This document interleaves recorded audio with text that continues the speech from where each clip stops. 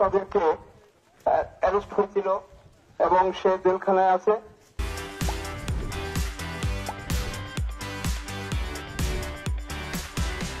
সেখান থেকে আমরা তাকে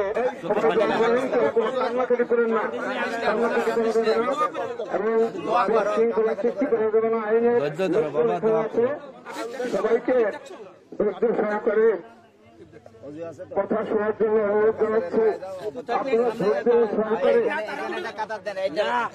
আপনারা কথাটা শোনান, এরপরে সারিবদ্ধ অবস্থায় থাকেন।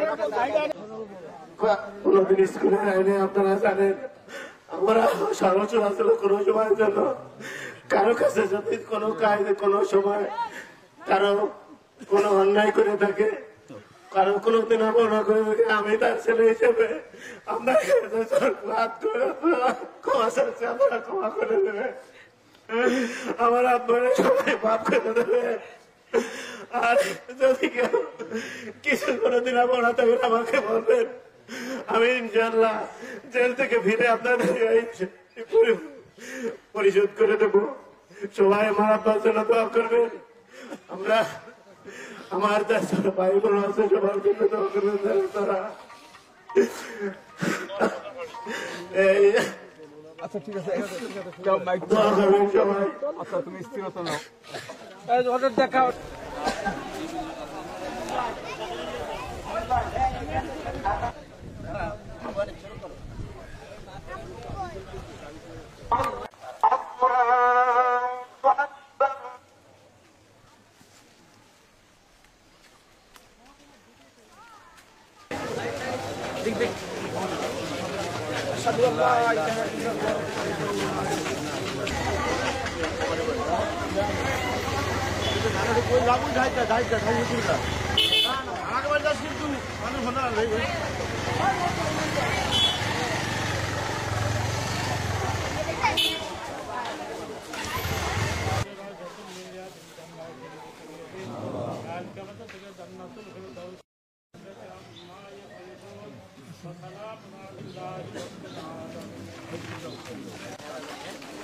Solo.